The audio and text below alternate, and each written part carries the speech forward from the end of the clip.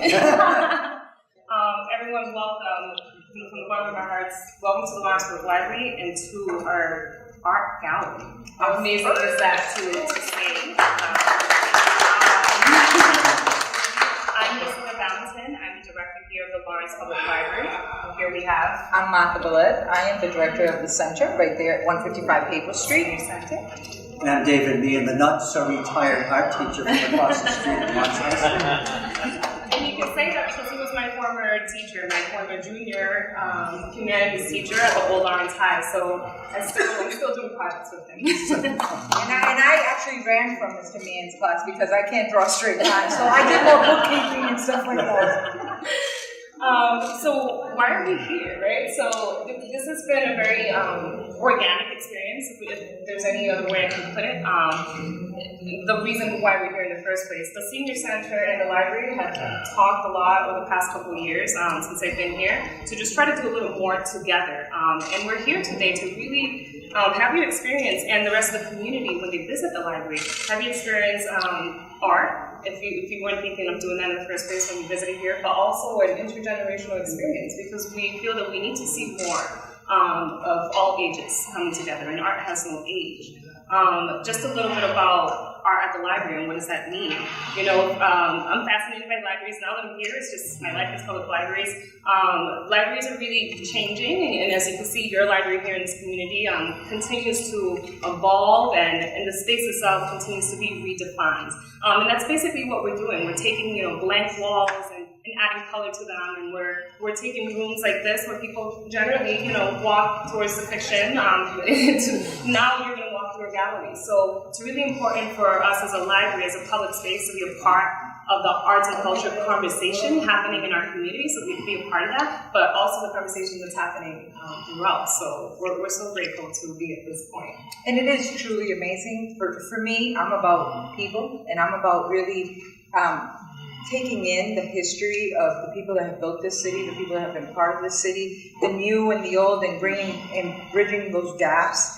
And I've been at the center for 28 years, and I met Bernie, and he was painting right from the beginning, and I was totally amazed every time I walked by and saw him doing his portraits. And Bernie today is still a teacher for us at the center, and he teaches people. And I was telling everybody that Anna here, her mom, Tata, very close to my heart. Someone that, when I first started, was a pioneer at the center with me, and she became sick, and Anna came from Florida to take care of her, and Anna has a passion for painting, and she started taking Bernie's class, and she still, now that she, her mom has passed, she came back and she's painting with Bernie again. So this is what I'm about. I'm about that human contact, that human bond, the how do we give to each other, how do we learn from each other, and how do we really live together in a place where we can express ourselves. And for me, this is something that when Jess said to me, I really want to make this an art exhibit, I was thrilled. And I said, we could do this, and we could do this together. And it really is, it's a sidewalk, right? But it's a sidewalk that brings community together from young to old. And from today on, we'll welcome local artists to submit their artwork. We'll have an application process for that so that we can change the gallery every couple of months. So we do look forward to, so you're going to have a new gallery every time, if you come here every few weeks. Hopefully it'll be something new. Yeah, this is not the first exhibit of arts that have been in the public library, but it's the first exhibit that's really been out of the downstairs auditorium where we've hung many a high school exhibit, and was great for the opening night. But then when people come into the library, they come up to the circulation desk, they come up usually to the second floor, to the computer stations, to the book stacks. And the Sargent Auditorium is kind of like an afterthought on the side. So Jessica came to me and asked about the idea of, she said, I want to open up a gallery upstairs in the Hall of Flags, which is more accessible to where the people are. Can you help me out on that? I said, well, let's take a look at this. One thing is, the curved wall over here, at first we looked at it as a blockade, but it's really turned out to be much better because it invites people as they come into the room over here, because of the circular shape of it, it invites you to walk around and view all the artwork. So you experience the room for one thing, and you experience the artwork. And then, of course, we all know Bernie Greenside, the fabulous artist down the street at the Senior Center. and Martha showed me his works, and I thought, that would be terrific, but we have a bright, new, young talent that's just graduating from Lawrence High School, and wouldn't it be cool if we put an artist in his 90s and a new artist, an 18-year-old artist together, where their visions are the same, the subject matter are people, but it's the way that they approach people. They're all after the same thing. They're after the truth about the people that they know that they're associated with.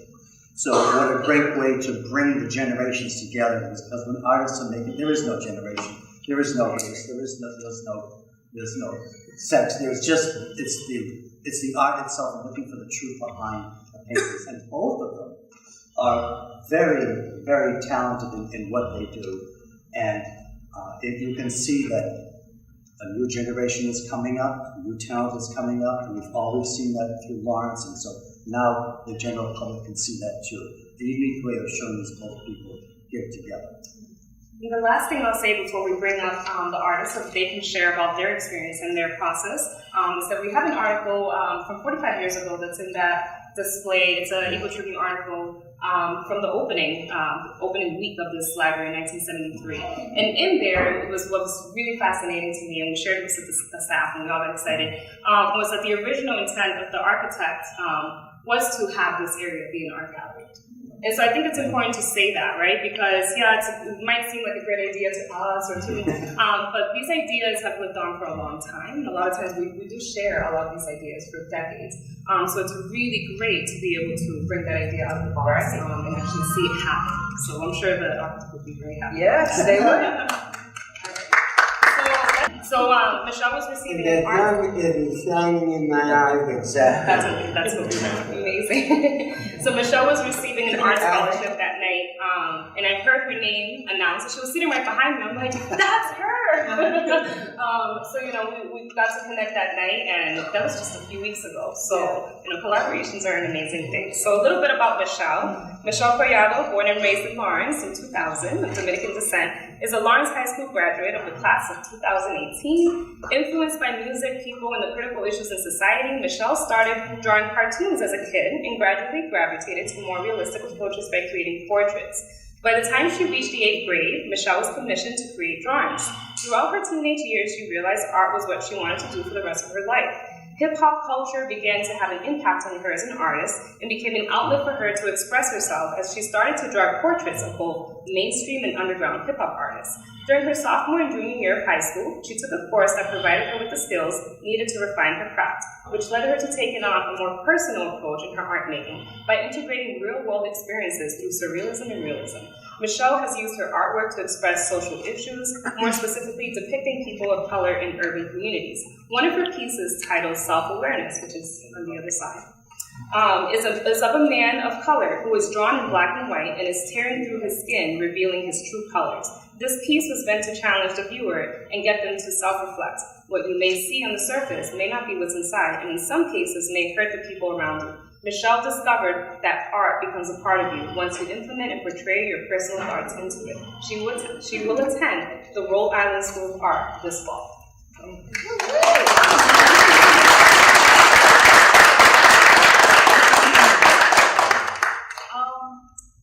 I just want to say thank you guys for coming. I've had multiple exhibitions, but I've never had an exhibition where I would actually talk about my pieces or talk about myself or have people have an introduction about myself. So this is kind of new to me, and I just want to say thank you. I wasn't prepared to talk here, so this is all I have for now. Hopefully in the future I'll get better. But yeah, thank you.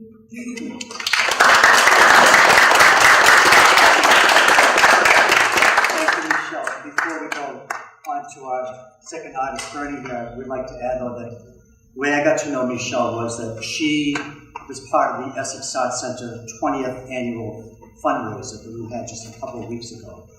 And during that fundraiser, we showcased about 3 or 4 high school student artworks before we go on to our regular art auction, which is a fundraiser for the Essex Art Center.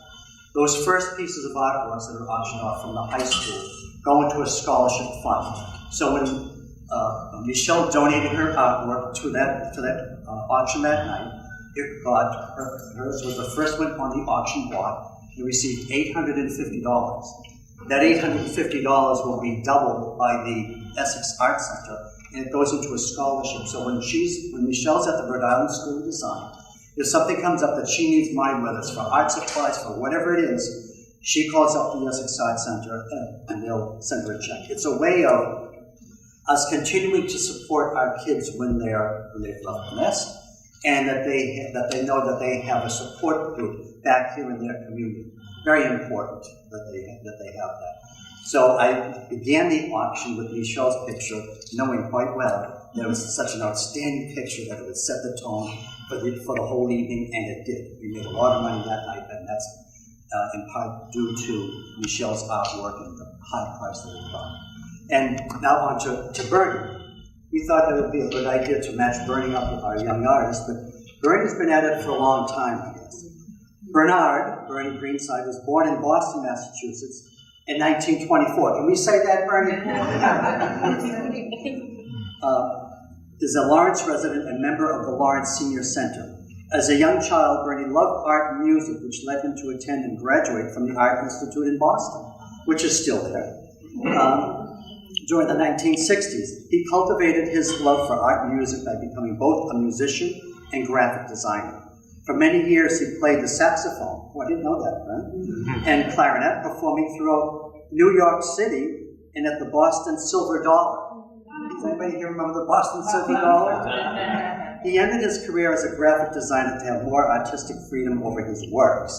At the age of 80, he started teaching oil painting at the Senior Center under Mother Velez, and says, "I will never retire. I love painting, and I love teaching others." A true artist.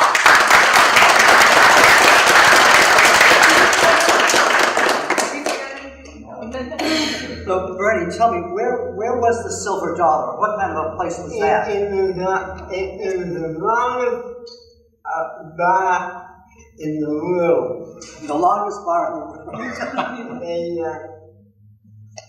Unfortunately, they were infested with cobwebs. Oops. We're going there. Yeah. Now we know it's called the Silver Dollar. At the time I was, they used to broadcast there every. In fact, I remember the name of the guy, John Humber. He had to broadcast at noontime, and I played there with Ludwig Graf when he was 14 years old. This is before we joined the union. I was a member of the Lawrence Local for 3 years, but there wasn't enough work for me to make a career out of it. So my wife said, "I'm working, I'll support you, go to art school." I was skeptical. So she, at the time, I went to art school. I think I graduated in 66. 1966. It's so long ago. Hey, I was 3 years old. But like Michelle, you're both inspired through music. It's a different generation, it's a different type of music, but at the base of it, it's still music and art coming together, again, so naturally. Musicians are together, artists are always together, they share a common language, common vision, they know no boundaries of background. Well, when I was a musician, I thought it was forever. And it was only about 10 years. Bernie, don't you like James Brown? Huh? James Brown? Are you a fan of James Brown, Bernie? No. Well, we can see that you're a fan of many different musicals. Tony Bennett is up here around the other side, and been a fan of actors and actresses, just as Michelle is of her contemporaries. Ruby Graham plays the very good one, and the last person who recorded was Tony Bennett. Really?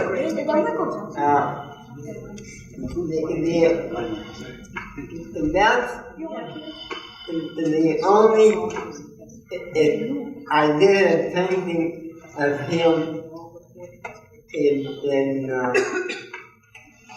oh, I forget the year. It was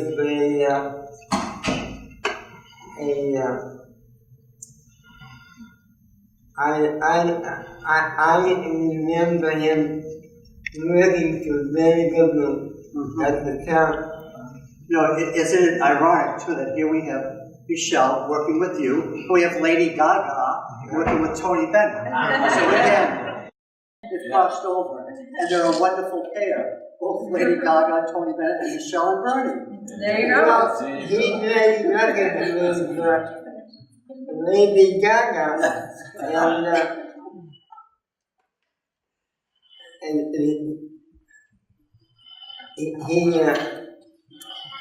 he recorded with Tony Bennett and Lady Gaga. Yes. Maybe we should send a video of this to them. How their influence of joining together, this intergenerational thing, does not stop with them. It comes over here, and it's going on right here in Lawrence too.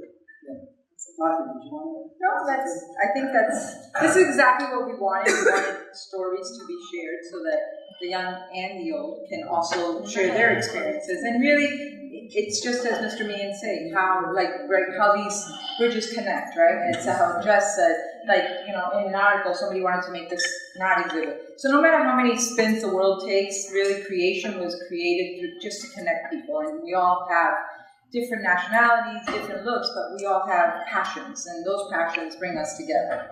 And through art, it brought you two together. And through Jessica's, passion of library, it brought her here. My passion for people brought me to the center. Mr. Meehan's been, trying to help people and connect to art for as long as I can remember, because I was a kid when he was in school also. So, it's something that's really amazing to me.